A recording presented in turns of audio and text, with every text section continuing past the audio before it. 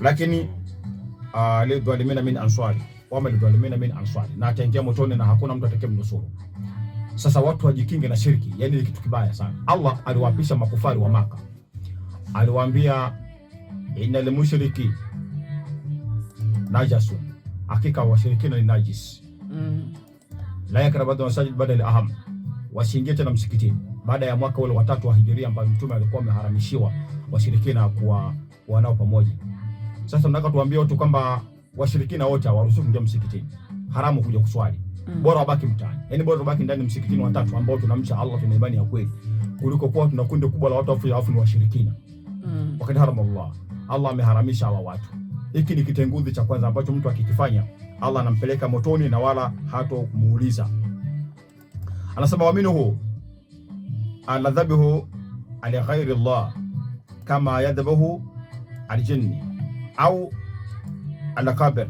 Mwenyezi Mungu atawaadhibu adhabu kali wa watu kama ambavyo aliwaadhibu mwanzo majini. Maana majini walikuja duniani alafu wakafanya shirki. Uchawi watu wa kwanza kuuleta walikuwa majini. Ndio majini waliofundisha wanadamu uchawi.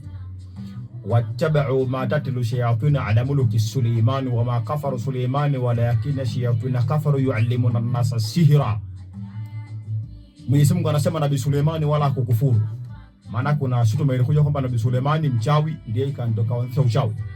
Mungu anakataa, anasema hakukufuru Suleimani, walizua mashaitani katika utawala wa Nabii Suleimani uchawi. Wao ndio waliwafundisha watu uchawi.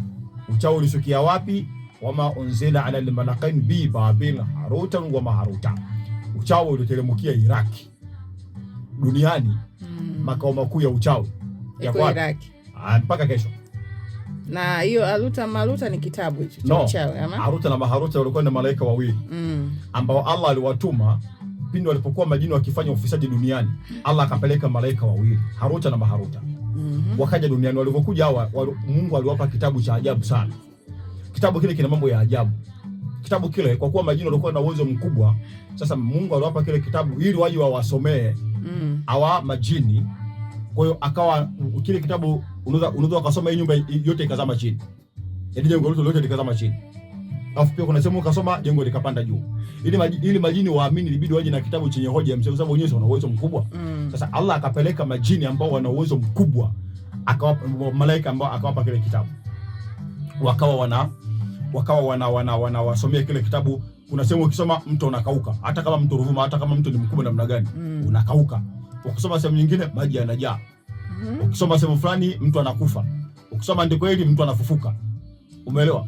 Baadaye pakatokea ugomvi mkubwa kati ya malaika na wale majini wenye uwezo mkubwa ambao wakiitwa ni Babaji. Unaelewa bwana? Kuna mkubwa wa majini anaitwa Al-Babaji. Al-Babaji. Ni mkuu wa majini, yani huyu jamaa ni kiongozi wa majini.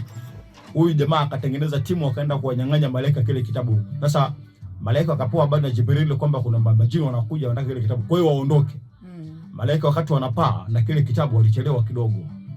Wakabahatika majini kuchukua karatasi 2 za katikati za kile kitabu.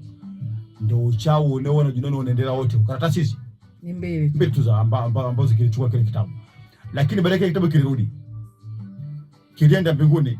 Baadaye kilifanya kilirudi. Watu wanacho kile kitabu. Kiko hapo junani.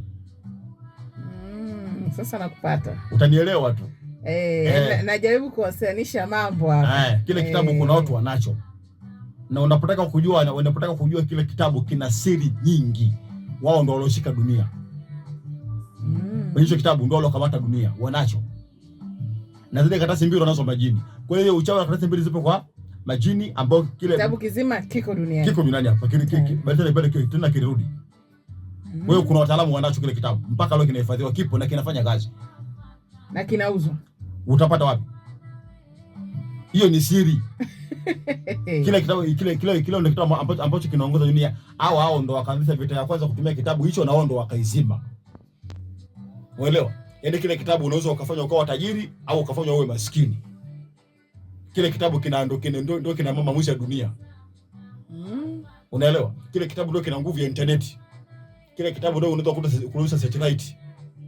Zikikaa mahali zikawa zinaelea tu, sema zikawa zimetulia pale, zina shida, zinapeleka ripoti. Unaelewa? Kile kitabu kina mambo ya ajabu. kipo, watu wanacho. Watu wachache sana ambao wanajua siri za dunia. Unaelewa? Tanzania duniani internet ina 100%. Ina 100%? Nyinyi wanadamu wote mnatumia asilimia 20 tu za internet. Yes. Dunia nzima. Ndio. Zilizobaki wanazo wao. Napata picha hapo. Je, tungepewa hizo asilimia zote 100? Yaani hapa tu dunia leo ina 20% internet. Unaona watu wanadukua, watu wanafanya vile, watu wanafanya vile, wanafanya mambo makubwa, lakini ile asilimia ngapi ambaye mmepewa nyinyi muimiliki? Asema 80 wao wenyewe internet. Ambao ukifunuliwa nitakuja kuzungumza siku nyingine. Nitakuja na mada inayozungumza hiyo.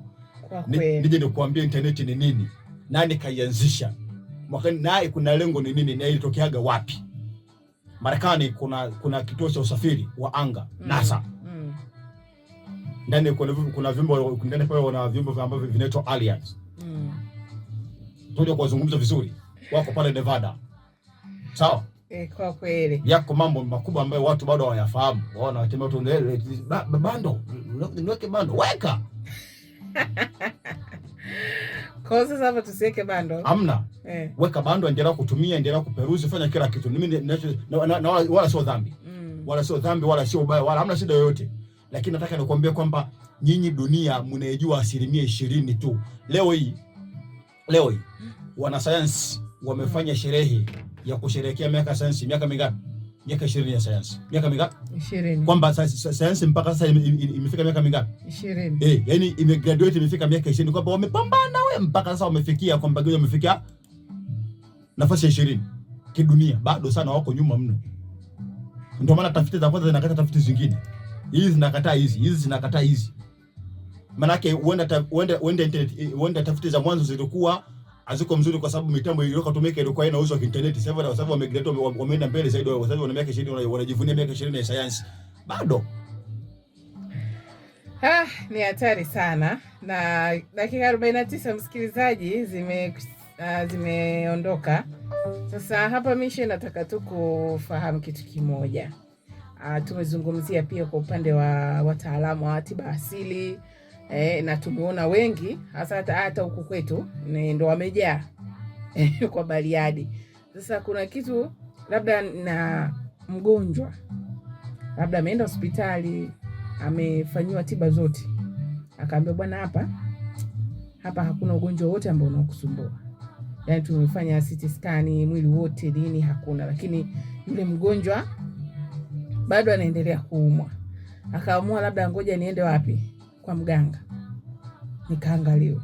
Na hii pia imekaje? Mwenyezi Mungu anakujibu mwenyewe kwenye Qur'ani. Mimi sina majibu ya hilo swali. Msikie mwenyewe.